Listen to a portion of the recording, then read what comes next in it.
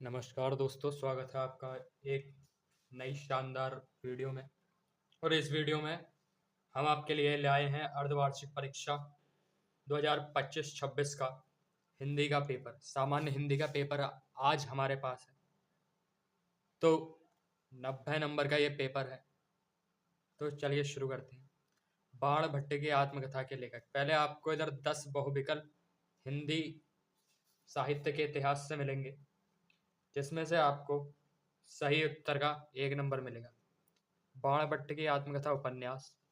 दीप जले शंख बजे रचना के लेखक हैं कन्हैयालाल मिश्र प्रभाकर। पाणिनि कालीन भारत रचना शोध ग्रंथ है। और कलम का सिपाही प्रेमचंद की जीवनी है ये। देश नामक पत्रिका के यशस्वी संपादक। इसका सही उत्तर है सुमन सेन गुप्ता। खड़ी बोली का प्रथम महाकाव्य किसे माना जाता है? इसका सही उत्तर है प्रिय प्रवास। साकेत में कितने सर्ग हैं? 12। तार सप्तक का प्रकाशन वर्ष 1943। प्रगतिशील लेखक संघ के सभापति प्रथम मुंशी प्रेमचंद। छायावाद का जनक किसे माना जाता है? जयशंकर प्रसाद। इधर आपके 10 बहुविकल्पीय खत्म हो गए। आप शुरू होते हैं गद्यांश आधारित प्रश्न। इसमें आपको 2 गद्यांश दिए हैं, एक ये है और एक ये है। अथवा में आपको जो भी आता है गद्यांश उसे करिए और उसी से संबंधित नीचे आपको 5 प्रश्न दिए हैं, प्रत्येक प्रश्न 2 नंबर का, उसे करना है। तो ये दिया है, यह है वासुदेव शरण अग्रवाल के पाठ राष्ट्र का स्वरूप का। इससे आधारित आपको प्रश्नों के उत्तर देने हैं। और यह है अशोक के फूल का हजारी प्रसाद द्विवेदी। इससे संबंधित प्रश्नों के आपको उत्तर देने। फिर ऐसे पद्यांश में आ जाएंगे। पद्यांश में एक दिया है श्रद्धा मनु जयशंकर प्रसाद से, इसके उत्तर लिखेंगे। और दूसरा दिया है, ये है पवन दूतिका मैथिली शरण गुप्त, इससे आधारित प्रश्न करेंगे। फिर आपको जीवन परिचय लिखना है इन तीनों में से एक, और पद्य में जीवन परिचय लिखना है इन तीनों में से एक। फिर आपको कहानी लिखनी है, या तो आपको ध्रुव यात्रा लिखनी है, या पंचलाइट, या लाठी, इन तीनों में से कोई एक कहानी।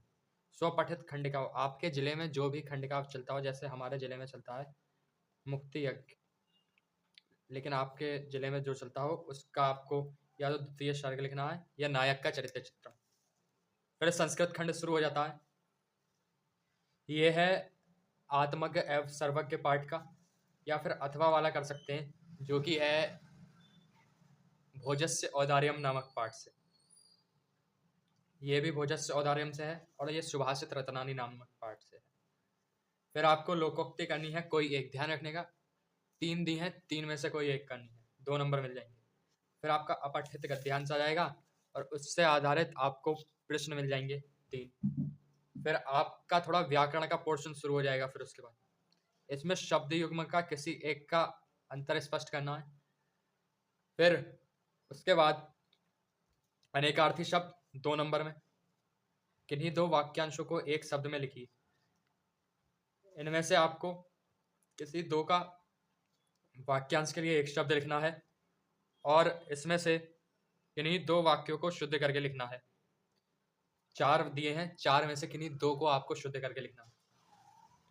फिर 12 का प्रश्न ये है कि करुण रस की परिभाषा लिखनी है या फिर वीर रस की परिभाषा लिखनी है।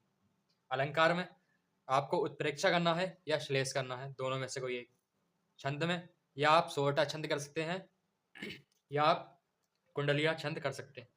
फिर आवेदन पत्र पे आ जाए तो या तो अपने विद्यालय के किसी विद्यालय के प्रबंधक को हिंदी प्रवक्ता के पद में, कि जैसे आप हिंदी प्रवक्ता के लिए आप किसी विद्यालय में जाना चाहते हैं तो प्रबंधक को पद लिखना है, पत्र लिखना है। या फिर आपके शहर में गंदगी फैल रही है तो आपको संबंधित अधिकारी को प्रार्थना पत्र लिखना है। फिर प्रश्न आखिरी आ गया निबंध। निबंध आपको लिखना है, ये टॉपिक दिए हुए हैं 4, इनमें से किसी एक पे लिखना है 8 नंबर का निबंध। हालांकि बोर्ड में ये 9 का आता है, लेकिन पूर्णांक क्योंकि 90 नंबर है इसलिए यहाँ पे 8 नंबर का है। ठीक है, फिर आज के लिए इतना ही। मिलते हैं किसी अन्य वीडियो में, तब तक के लिए सब्सक्राइब करके चैनल को, वीडियो को लाइक करें। धन्यवाद।